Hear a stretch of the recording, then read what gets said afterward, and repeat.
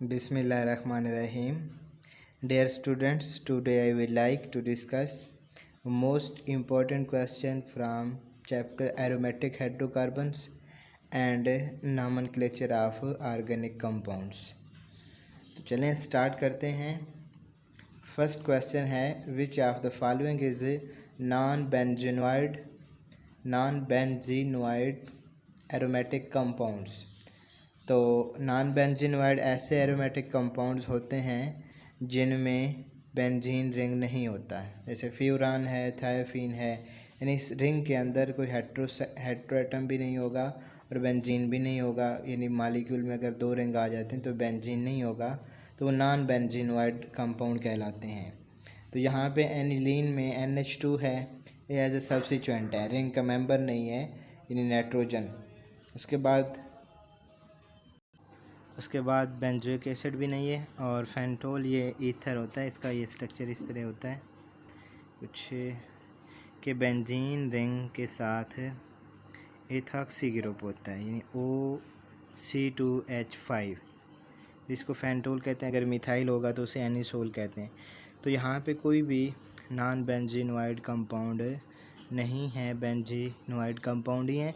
तो ऑप्शन होगा last one. Benzene was discovered by, benzene को 1825 में माइकल फेराडे ने डिस्कवर किया था। उसके बाद है carbon in benzene inclined at angle. तो बेंजीन एक साइक्लोहेक्सेन है, यानी हेक्सागोनल इसका स्ट्रक्चर होता है, हेक्सागोनल। तो हेक्सागोनल में 120 का एंगल होता है। उसके बाद है in a reaction of the C6H5 Y the major product is meta isomer, what is Y. तो प्रोडक्ट में मेटा आइसोमर मेजर मिलेगा। तो मेटा, यहाँ से हम देखेंगे कि मेटा डायरेक्टिंग ग्रुप कौन से हैं। तो ये B और C ये ortho and para directing group हैं, और जो कार्बोक्सिल है ये मेटा डायरेक्टिंग ग्रुप है। तो यहाँ पे जो Y है वो आइडेंटिफाई करना था, तो ऑप्शन A होगा। उसके बाद नेक्स्ट है chlorobenzene is ortho para directing group in electrophilic substitution reaction, the orientation explain by. तो क्लोरोबेंजीन में प्रोडक्ट आर्थो पैरा मिलती है। एक्चुअल में जो है क्लोरीन ये डीएक्टिवेटिंग ग्रुप है। अब किस लिहाज से आर्थो पैरा मिलेगी, तो माइनस इसका आई होता है, क्लोरीन का माइनस आई इफ़ेक्ट होता है। जबकि अगर देख लें तो क्लोरीन का रेजोनेंस वो प्लस आर होता है। तो अगर आर्थो पैरा मिल रही है तो ये प्लस आर की वजह से मिल रही है, तो जिसको या मेसोमेरिक इफ़ेक्ट भी कहते हैं। तो ये किसका होगा, क्लोरीन का होगा।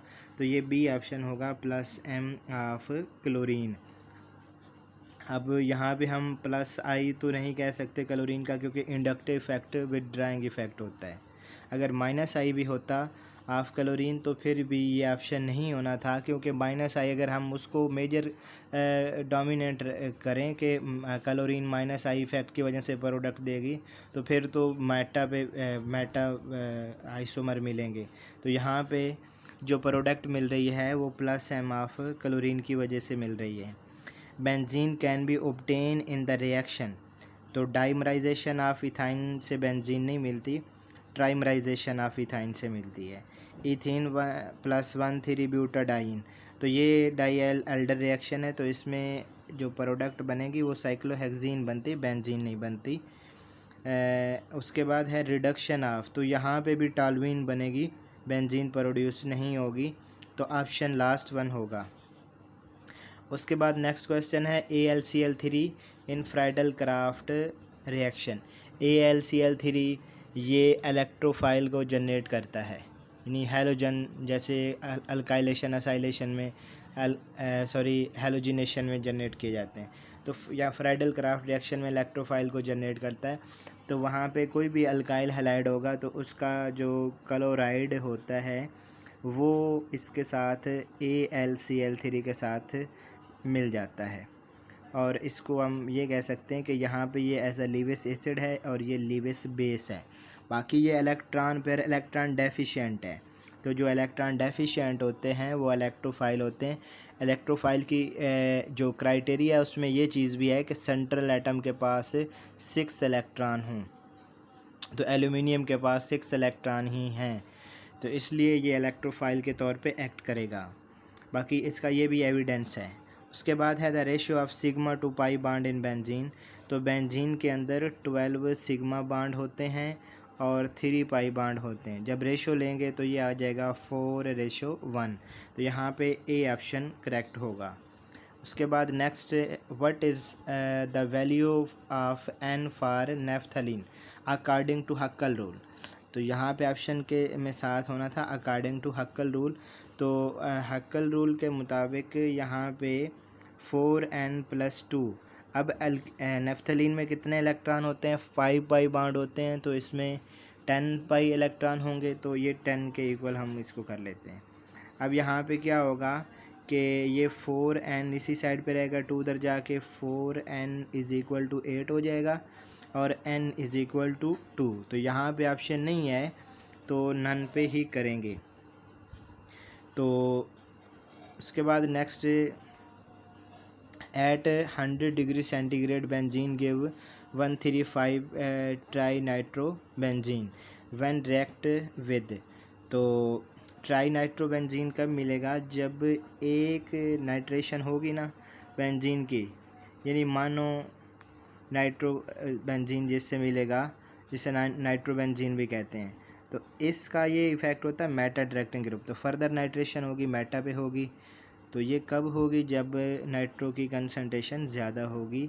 तो यहाँ पे जब हम फ्यूमिंग नाइट्रिक एसिड को यूज़ करते हैं, फ्यूमिंग नाइट्रिक एसिड जो है ये nitric acid concentrated nitric acid और NO2 का मिक्सचर होता है। तो फ्यूमिंग नाइट्रिक एसिड यूज़ करेंगे तो ये प्रोडक्ट मिलेगी। तो सी ऑप्शन होगा इसका। उसके बाद बेंजीन एंड साइक्लोहेक्सीन। साइक्लोहेक्सीन एक अल्कीन है, अनसैचुरेटेड है।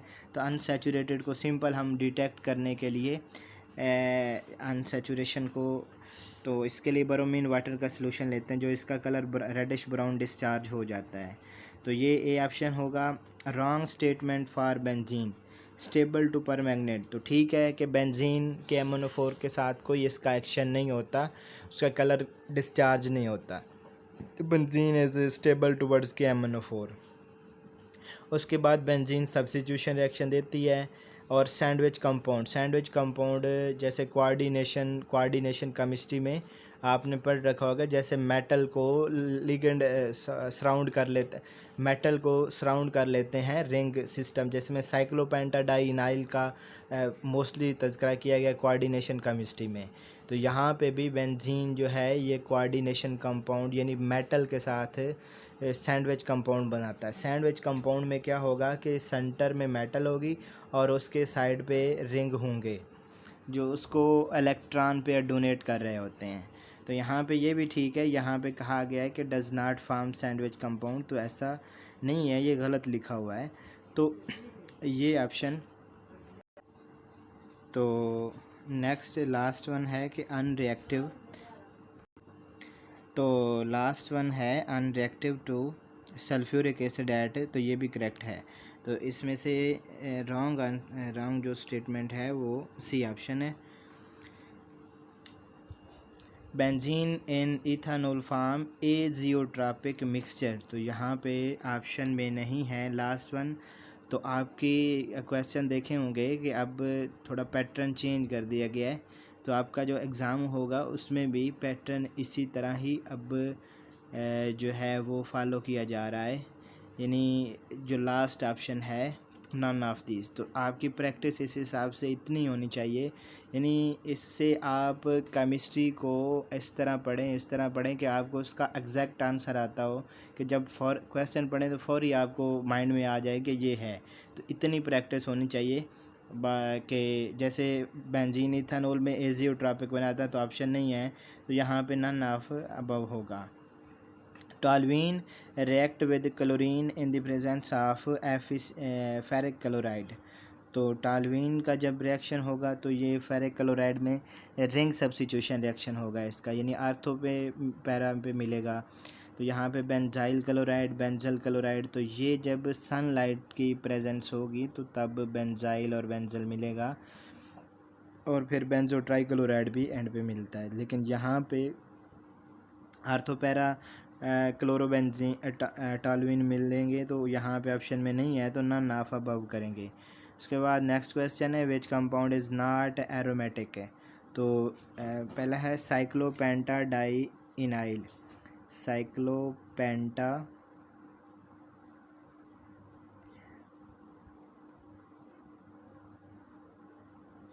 ये है साइक्लोपेंटा डाई इनाइल एराइन, और ये है साइक्लोपेंटा डाई इनाइल केटाइन। और उसके बाद है पिरिडीन। तो यहाँ पे पिरिडीन तो एरोमेटिक है, यहाँ पे नाइट्रोजन होगी। पिरिडीन में तो 6 पाई इलेक्ट्रॉन है, ये एरोमेटिक है।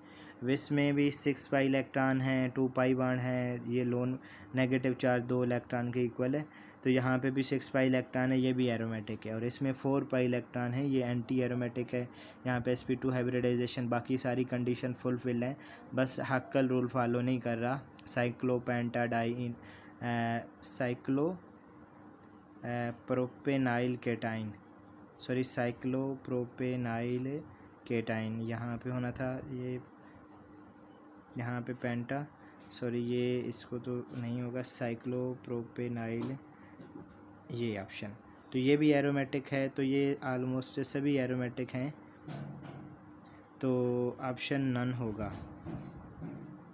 उसके बाद नेक्स्ट है tertiary butyl benzene give upon oxidation. तो बेंजीन के साथ जब ये ऑक्सीडेशन होगी थ्रू KMnO4, तो ये है हम इसमें टर्शरी ब्यूटाइल बेंजीन। तो एक्चुअल में ये होता है कि बेंजीन के साथ कोई भी ग्रुप अटैच होगा, मिथाइल होगा, इथाइल होगा, तो वो बेंजोइक एसिड में ही चेंज होगा। यानी बेंजीन के साथ वाली कार्बन ऑक्सीडाइज हो जाती है इनटू बेंजोइक एसिड, और बाकी पार्ट जो है वो कार्बन डाइऑक्साइड और वाटर में चेंज हो जाता है। जैसे इथाइल का जो मिथाइल ग्रुप होगा, यानी बेंजीन के साथ जो नेक्स्ट लास्ट कार्बन उसको देख लें, तो वो कार्बन डाइऑक्साइड और वाटर में चेंज होगा। तो यहाँ पे ऑप्शन में, तो अब यहाँ पे एक और भी कंडीशन होती है कि उसमें अल्फ़ा हाइड्रोजन होनी चाहिए। यहाँ पे कोई अल्फ़ा हाइड्रोजन नहीं है, तो ये ऑक्सीडाइज नहीं होगा, यहाँ पे बेंजीन रिंग ऑक्सीडाइज होगा, और बेंजीन रिंग ऑक्सीडाइज होके ये चेंज हो जाएगा कार्बोक्सिल में। ये कार्बोक्सिल में चेंज हो जाएगा, तो इससे प्रोडक्ट बनेगी 2,3 डाई मिथाइल प्रोपानोइक एसिड। तो यहाँ पे ऑप्शन में नहीं है, तो नन ऑफ अबव होगा। एक्सेप्शन देख समझ लें, जो भी इसको अच्छे तरीके से कर लें। Toluene oxidize by chromyl chloride in the presence of ethanol. तो टालुइन का जब ये करोमाइल क्लोराइड होता है CrO2 ऑक्सीजन के साथ है, Cl2 रेडिश ब्राउन कलर का कंपाउंड है। तो क्रोमाइल क्लोराइड के साथ जब रिएक्शन होगा टालुइन के साथ, तो ऑक्सीडेशन होगी बेंजल्डिहाइड में। ऐसे रिएक्शन को कहते हैं ईटार्ड रिएक्शन। तो ये होगा। बाकी गेटरमैन-पूच रिएक्शन जो है, इसमें कार्बोनाइल और HCl को यूज़ करते हैं, तो उससे भी एल्डिहाइड ही बनती है। लेकिन यहाँ पे जो रिएक्शन जो स्टेटमेंट में तज़किरा किया गया है, ये ईटार्ड रिएक्शन है। उसके बाद नेक्स्ट क्वेश्चन है sodium salt of toluic acid react with soda lime. तो टालविक एसिड होता है CH3, कोई भी इसका ले लें, साल्ट आर्थोमेटा पैरा यहाँ पे कर लेते हैं इसका, चलो यहाँ पे ले लेते हैं। तो ये है इसका सोडियम साल्ट टालविक एसिड का। तो जब सोडा लाइम के साथ रिएक्शन करेंगे तो डी कार्बोक्सिलेशन हो जाएगी, और यहाँ पे आ जाएगा ये, तो सारा ये वहाँ से सोडियम हाइड्रोक्साइड जो है ये इस तरह होता है, कैल्शियम ऑक्साइड भी मिक्सचर होता है। तो यहाँ से ये बन जाएगा, ये इस तरह ये बन जाएगा सोडियम कार्बोनेट, और ये जो H है ये इसको रिप्लेस कर देगा, ये जो सोडियम C है इसको। तो यहाँ पे टालुइन ही प्रोड्यूस होगी।